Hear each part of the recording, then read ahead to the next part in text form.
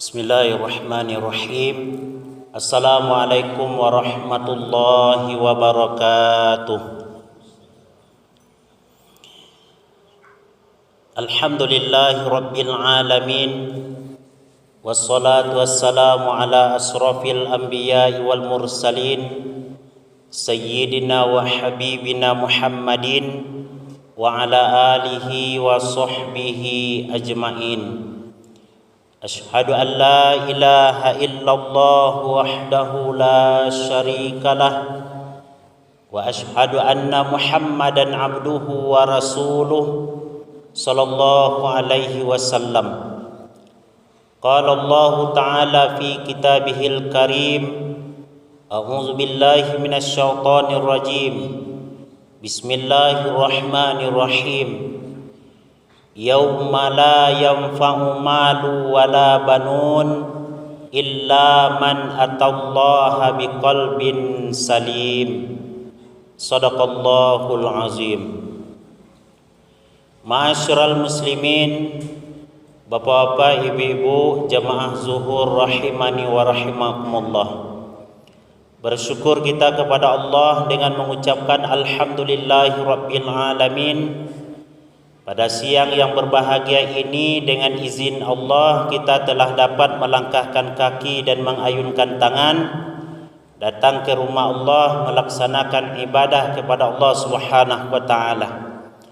Bermohon dan berharap kita kepada Allah, mudah-mudahan ibadah yang telah kita laksanakan, yang sedang kita kerjakan maupun yang akan kita laksanakan nantinya dinilai sebagai amalan soleh di sisi Allah dan dibalasi dengan balasan yang berlipat ganda. Amin ya rabbal alamin. Salawat dan salam kepada Rasulullah Muhammad sallallahu alaihi wasallam dengan mengucapkan Allahumma salli ala sayyidina Muhammad wa ala ali sayyidina Muhammad.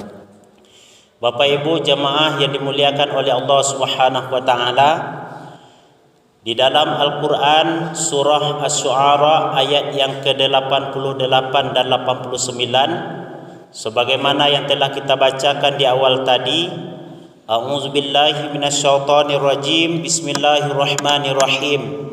Yauma la yanfa'u malu wala banun illa man atallaha biqalbin salim. Pada suatu hari tidak bermanfaat harta dan anak, melainkan yang bermanfaat ketika itu, kata Allah, adalah orang yang datang menghadap Allah Subhanahu wa taala dengan membawa hati yang selamat. Ayat ini mengingatkan kepada kita, Bapak Ibu jamaah yang dimuliakan oleh Allah, bahwa Allah ingin menyampaikan pesan kepada kita, kehidupan dunia yang kita tempuh saat sekarang ini adalah kehidupan yang sementara. Sementara ada perjalanan atau kehidupan yang sangat penting bagi kita nantinya, dan kehidupan itu adalah kehidupan abadi, itulah kehidupan di akhirat. Maka seorang muslim agar jangan sampai dia nanti di akhirat menjadi orang-orang yang menyesal dengan kehidupan di dunia yang telah diikutinya, maka Allah mengingatkan kepada kita bahwa apa yang kita bawa ke akhirat nanti adalah hati yang bersih. Ibadah dan ketaatan kita kepada Allah Subhanahu wa taala serta amalan soleh yang kita bawa menghadap Allah Subhanahu wa taala, itulah yang akan menyelamatkan kita nantinya. Makanya kita tidak terlalu berbangga diri dengan fisik, tetapi merasa rugilah kita ketika fisik kita perbaiki namun hati lupa untuk kita tata. Yang baik itu adalah hati diperbaiki, fisik pun diperbaiki, boleh, tak masalah. Tapi alangkah ruginya orang ketika dia di dalam menjalani kehidupan di dunia yang ditatanya cumalah fisik saja. Bagaimana agar selalu kelihatan cantik, bagaimana agar kelihatan ganteng, bagaimana rumahnya selalu megah dan bagus, bagaimana kendaraannya selalu mewah.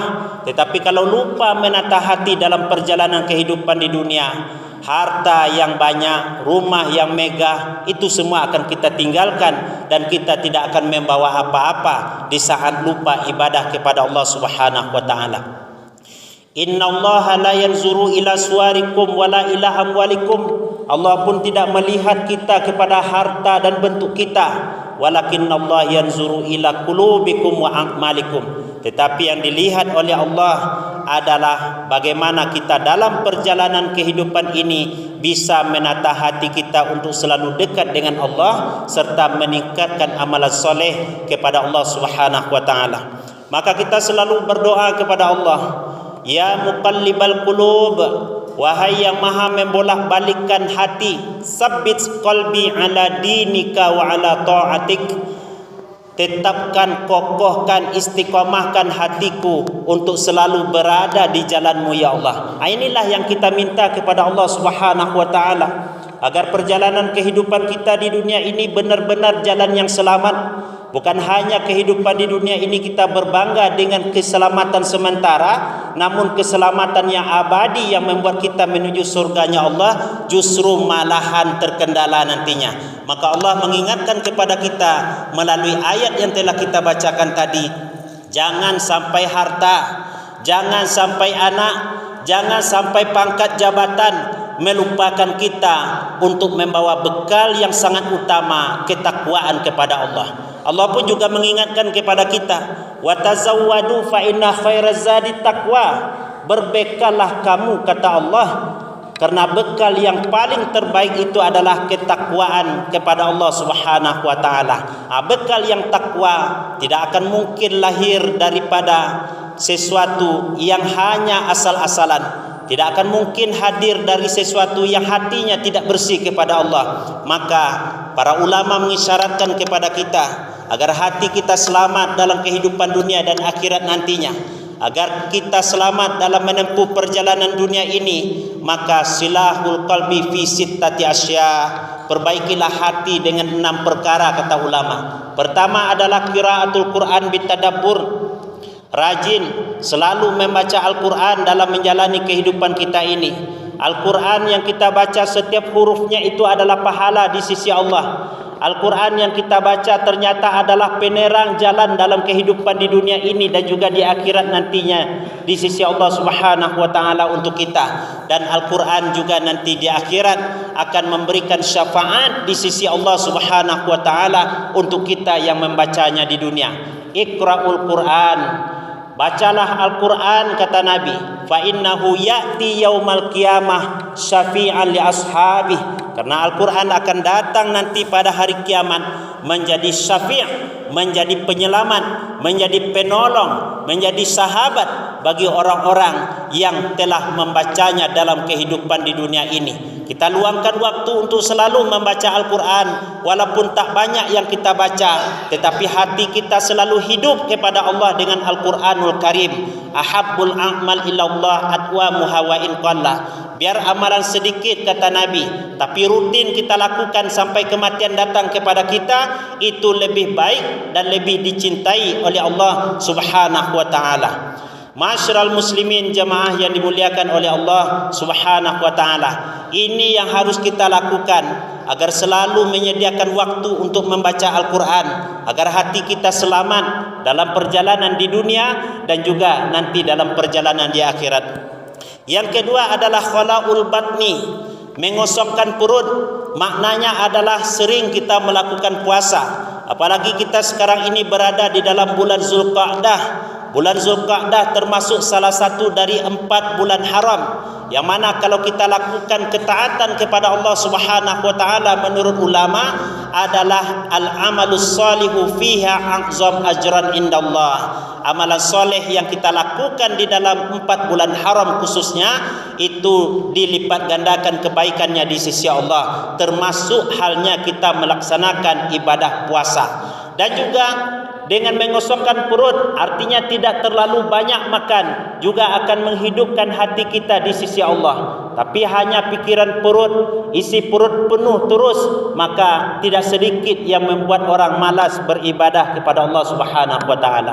Yang ketiga, kata ulama, agar hati kita selamat dalam kehidupan ini dan juga dalam kehidupan di akhirat nanti, kita mesti mujalasatus solihin, berteman dengan orang yang baik, dengan orang yang soleh, bergaul dengan ulama, bergaul dengan orang alim yang ketika kita salah mereka bisa menunjuki kita. Setelah itu yang keempat, ulama mengisyaratkan kepada kita wattadarruhum inda sahri, selalu beristighfar, berkhalwat kepada Allah Subhanahu wa taala. Manusia tidak akan pernah lepas dari perbuatan salah dan khilaf, dan sebaik-baik orang yang salah dan khilaf, kata Nabi, adalah at-tawwabun, orang yang selalu bertaubat kepada Allah Subhanahu wa taala. Maka sering-sering kita membaca istighfar. Setelah salat kita disuruh membaca istighfar. Dan bahkan Nabi sallallahu alaihi wasallam dalam sehari bisa beristighfar sampai 100 kali, padahal beliau adalah manusia yang maksum, manusia yang dijaga oleh Allah Subhanahu wa taala. Bagaimana dengan kita yang selalu berlumuran dosa? Kadang pagi berdosa, siang berdosa, malam berdosa. Apakah itu dosa itu yang jelas, yang sengaja maupun yang tak sengaja? Maka selalulah berkhalwat kepada Allah dengan beristighfar kepada Allah Subhanahu wa taala. Yang keenam adalah aklul halal, selalu memakan yang halal. Memakan yang halal, makanan yang halal adalah kunci bagi hidupnya jiwa seseorang. Orang yang kalau hatinya, dirinya dipenuhi dengan yang haram, maka doanya tidak akan diijabah oleh Allah. Fa anna lahu yustajabalah, kata Nabi. Ketika nampak atau melihat orang yang tangannya tengadah ke atas langit sambil menangis, pakaiannya lusuh dan lain sebagainya, namun Nabi mengatakan bagaimana doanya akan diijabah oleh Allah, sementara yang dimakannya, yang dipakainya, yang diminumnya bersumber dari yang haram. Kullu lahmin nabata min suhtin fannaru aulabi, kata Nabi. Orang yang isi perutnya dipenuhi dengan makanan, dengan minuman yang haram, maka neraka adalah tempat yang cocok untuk dirinya. Yang keenam, Nabi mengisyaratkan kepada kita agar kita melaksanakan qiyamul lail. Di samping kita melaksanakan ibadah wajib, yang sunnah juga merupakan kunci kedekatan kita dengan Allah Subhanahu wa taala.